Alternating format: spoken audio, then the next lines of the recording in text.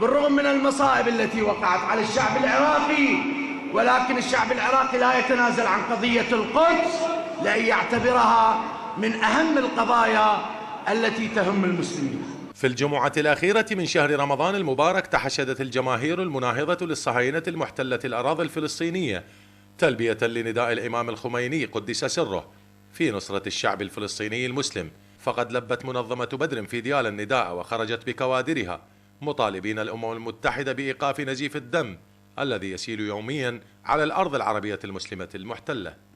ولكن إذا ما أرادت الأمم أن تنجح صحواتها يجب أن يكون لها قائد يجمع شملها، يكون آخر من يستفيد كالإمام الخميني، لا أول من يبدأ بالاستفادة لنفسه.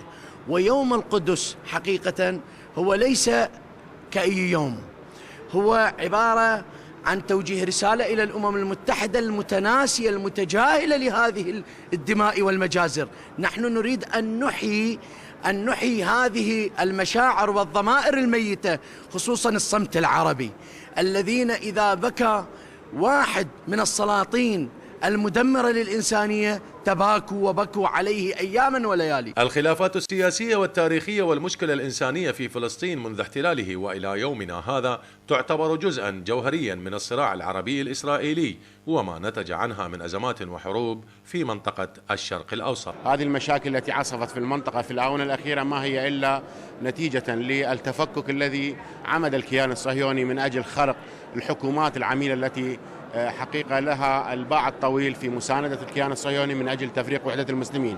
العالم الإسلامي الآن متحضر، والعالم الإسلامي الآن لديه كلمة، والعالم الإسلامي الآن فهم نوايا هذا الكيان الخبيث. والحقيقة نعتقد أنه المشاكل الأخيرة ما هي إلا صحوة من أجل إثبات هوية العالم الإسلامي من جديد. وكل الأزمات التي يعيشها العالم الإسلامي بل العالم أجمع هي بسبب وجود هذا الكيان اللقيط وهذه الغدة السرطانية التي لا يمكن أن يكون هنالك حل لهذه المشاكل إلا بإزالتها. يوم القدس وقفة مناهضة لإسرائيل لإيقاف هجماتها التي طالت الفلسطينيين العزل ومطالبة صارمة لإنهاء الاحتلال. هذه المناسبة انطلقت من الجمهورية الإسلامية في إيران وانتشرت في جميع البلدان الإسلامية وغير الإسلامية.